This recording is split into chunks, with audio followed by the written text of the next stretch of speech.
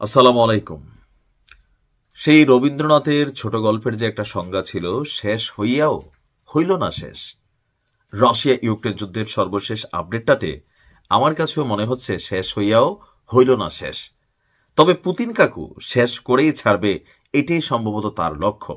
একদিকে পুতিনের বিরুদ্ধে পশ্চিমা শক্তি, ইউরোপীয় ইউনিয়ন, মার্কিন যুক্তরাষ্ট্র অথবা এই দক্ষিণ এশিয়ার যেই কি বলা হয় যে মার্কিনবাদী বা তাদের কাছে ঘেঁষা যে সকল রাষ্ট্রগুলো আছে, সবাই একজোট বেঁধেছে যে পুতিনকে যেভাবে হোক বড়াই ফেলতে হবে। কিন্তু উল্টো পুতিন বড়াচ্ছে কাকে?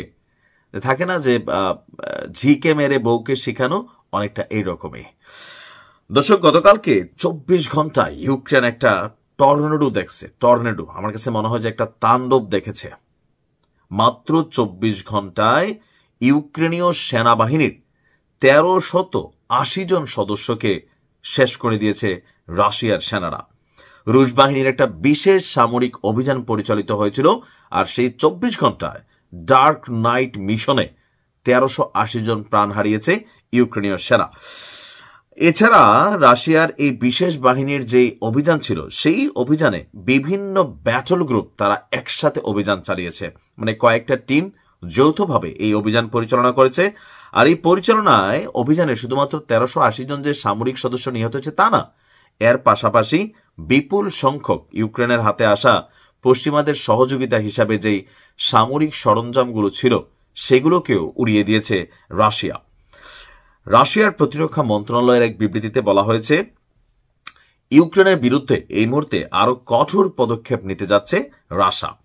এর মধ্যে ব্যাটল গ্রুপ নর্থ তারা গতকালকে বিশেষ অভিযান চালিয়েছে।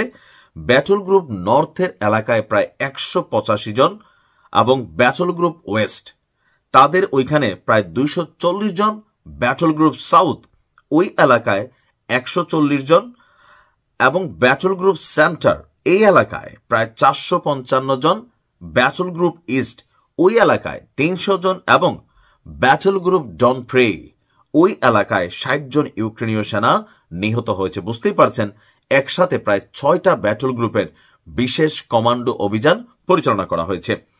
সংঘর্ষের স্থানগুলোর মধ্যে ছিল সুমি অঞ্চলের গুরুত্বপূর্ণ এলাকা আন্দ্রেয়াভকা, আলেক্সিয়াভকা, পাভলোভকা, কন্ড্রাটোভকা, ভারাচিনো এবং খার্কিভ অঞ্চলের সিনেলনিকোভো, ভোলাচানস্ক এবং নেসকুচ নয়। ইউক্রেনের সাজোয়াযান থেকে মোটরযান, আর্টিলারি সিস্টেম থেকে ইলেকট্রনিক ওয়ারফেয়ার সিস্টেম সবকিছু গুড়িয়ে দিয়েছে রাশিয়ান সেনারা।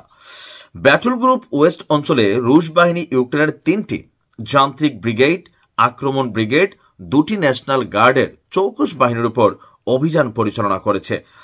আর এই অভিযানে 7টি সাজোয়াযান পশ্চিমাদের থেকে পাওয়া, 16টি মোটরযান, একটি ফিল্ড আর্টিলারি সিস্টেমও তারা গুড়িয়ে দিয়েছে।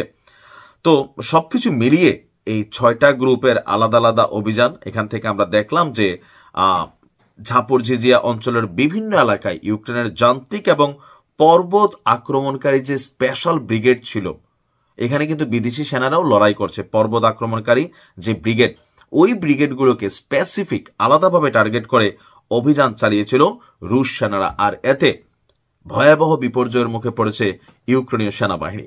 রাশিয়ার দাবি, এই 1380 জন সেনার মধ্যে সবাই ইউক্রেনের না, তাদের হয়ে প্রক্সি যোদ্ধা হিসাবে যারা পশ্চিমারা এখানে কাজ করছে, তাদের অনেক সেনাও মারা গেছে। সবকিছু মিলিয়ে রাশিয়া অন ফায়ার। এমনকি তারা মনে করছে এই মুহূর্তে এইভাবে জবাব দেওয়া ছাড়া পশ্চিমাদের বিরুদ্ধে আপাতত অন্য কোনো মুভমেন্টে তারা যেতে চাচ্ছে না। যা যাবে মাইল মরা সবটা ইউক্রেনের উপর দিয়ে যাবে। রাশিয়া বলছে যে কোনো মূল্যে রাশিয়া যে অঞ্চলগুলো দখল করেছে 1 ইঞ্চি জমিও ছাড়বে না। যদি যুদ্ধবিরতি হোক, শান্তি আলোচনা হোক, রাশিয়া যা নিয়ে আনিছে তা দিবে না, বরং যা সামনে নিবে ওইটা হয়তো ছাড় দিতে পারে। সিদ্ধান্ত জেরির। কি ঘটবে? ভালো থাকুন।